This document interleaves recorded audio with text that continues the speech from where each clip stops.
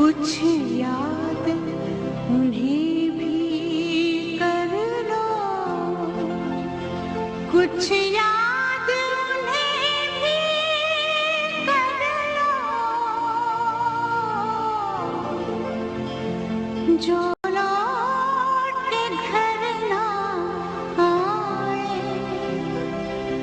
जो लौट के घर ना। भारत और पाकिस्तान के बीच कारगिल की लड़ाई मई और जून के महीने में लड़ी गई। क्या रहा इस लड़ाई का असर, आइए आपको संक्षेप में बताते हैं। हे मेरे वतन के लोगों, जरा आँख में भर लो पानी, जो शहीद हुए हैं उनकी जरा याद करो कुर्बानी। हे मेरे वतन के लोगों, जरा आँख में भर लो पानी, जो शहीद हुए हैं उनकी जरा याद करो कुर्बानी। तुम भूल न जाओ। आज कारगिल विजय की 10वीं जयंती है। 2 माह तक चले इस युद्ध में भारतीय सेना ने समर्पण भावना और आत्म बलिदान का जो उदाहरण पेश किया, वह आज तक के सैन्य इतिहास में कहीं भी देखने को नहीं मिला। जिन स्थानों पर सांस लेना भी दूभर था, उन 12 से 18 हजार फीट ऊंची चोटियों पर जांबाजी के साथ दुश्मन के दांत खट्टे करने वालों में हरियाणा के सैकड़ों जवान शामिल थे।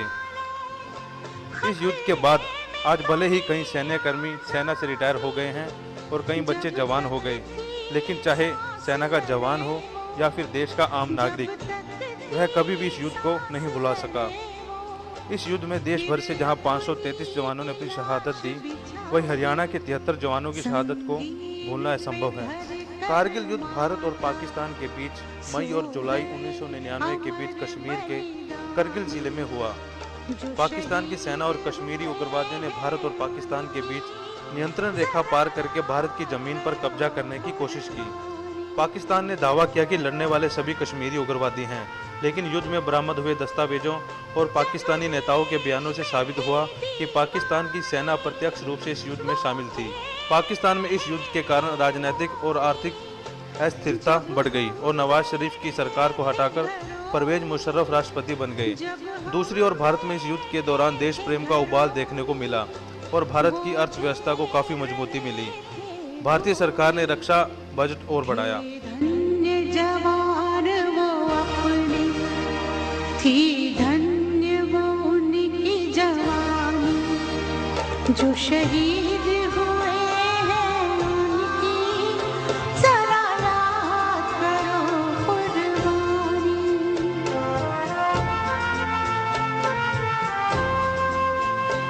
भारत और पाकिस्तान के कारगिल युद्ध में पानीपत के वीरों की भी अहम भूमिका रही। इनमें से एक थे सनौली के ऋषिपाल त्यागी, जो देश की सेवा के लिए लड़ते लड़ते शहीद हो गए।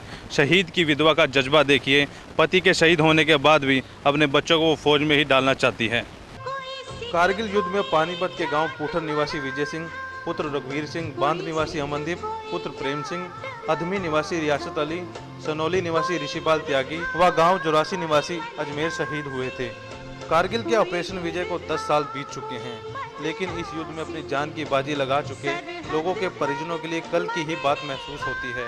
जहां सैनिकों ने मोर्चे पर अपने प्राणों का बलिदान देकर भारत माँ का कर्ज चुकाया, वहीं अब भी उनकी विधवाएं पारिवारिक जिम्मेवारियां निभाकर परिवार का फर्ज निभा रही हैं। ऐसी ही एक शख्सियत गीता देवी, जो कारगिल युद्ध में अपने पति ऋषिपाल को खो चुकी हैं, लेकिन अकेले होते हुए उन्होंने कभी पीछे मुड़कर नहीं देखा। हर मुसीबत में लड़ते हुए अपने तीनों बच्चों को बेहतर तालीम देने के सपने को साकार करने के प्रयास में जुटी हुई है। गीता देवी बताती है कि इन बातों को भले ही एक दशक बीत चुका हो, पर लगता है कि वो समय अभी बीता लम्हा ही है। शहीद ऋषिपाल त्यागी की विधवा आज भी शहीद के कपड़ों व फोटो को देखकर आंखें नम कर लेती है और साथ ही वह अपने दोनों लड़कों को फौज में भी डालना चाहती है, ताकि अपने पिता की तरह वो भी देश का नाम रोशन करे। 28 मई 1999 को कारगिल में शहीद हुए ऋषिपाल त्यागी का शव 30 मई को गांव सनौली में लाया गया। शहीद ऋषिपाल अपने पीछे 2 लड़के और 1 लड़की छोड़ गया। शहीद की पत्नी गीता देवी ने नम आंखों से बताया कि जब ऋषिपाल शहीद हुए उससे पहले ऋषिपाल का फ़ोन उसके पास आया था, जो 1 जून को छुट्टी आने के लिए कह रहे थे, परंतु कुछ दिन बाद ही पता चला कि वो कारगिल की लड़ाई में शहीद हो गए। गीता ने बताया कि उसे इस बात का गम खाया जा रहा है कि उसकी जवान होती जा रही बेटी की शादी कैसे होगी, क्योंकि सरकार से मिल रही पेंशन से सिर्फ बच्चों की पढ़ाई लिखाई और घर का खर्चा ही मुश्किल से चलता है, और जो सरकार द्वारा धनराशि मिली थी उसी राशि से गीता देवी ने शहीद की प्रतिमा लगाने के लिए जगह खरीदकर खुद ही प्रतिमा लगाई, जहां वह हर साल खुद ही प्रतिमा पर पुष्प अर्पित करती है।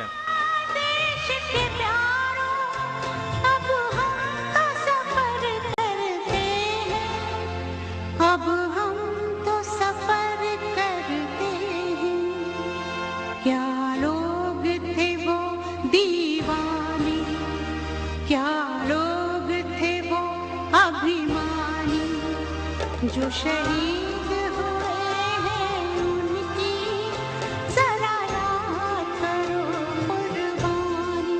अभी पूरे नहीं किया, अभी बच्चे जवान हो गए हैं, लड़की भी मेरी 18 साल की हो गई है। अभी मैं कहाँ से सब करूं, और तनख्वाह वगैरह में तो अपना घर का ही खर्चा चलता है। सारे बच्चे पढ़ रहे हैं जी। अभी तनख्वाह में और खेती में तो गुजारा ही होता है, इतनी महंगाई में।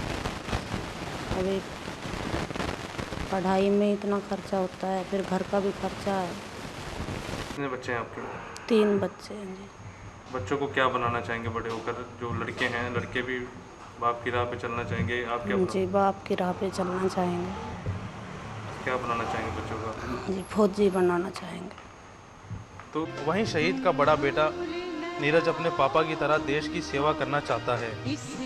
जिस तरह मेरे पापा ने फौज की रक्षा करी है, इस तरह मैं भी फौज में जाके देश की रक्षा करूंगा, चाहे मेरा कुछ भी हो जाए।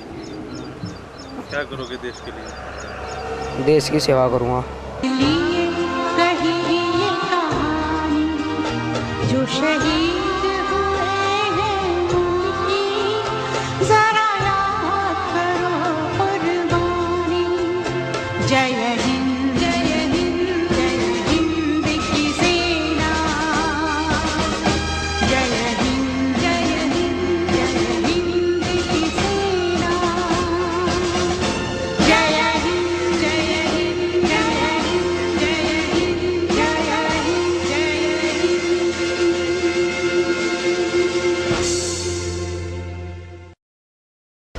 1999 का वो दिन आज भी भारतवासी को याद है, जब कारगिल की ऊंची पहाड़ियों पर बैठे पाकिस्तानियों को भारतीय फौजों ने खदेड़ दिया था। पानीपत दर्पण की टीम भी उन शहीदों को सलाम करती है।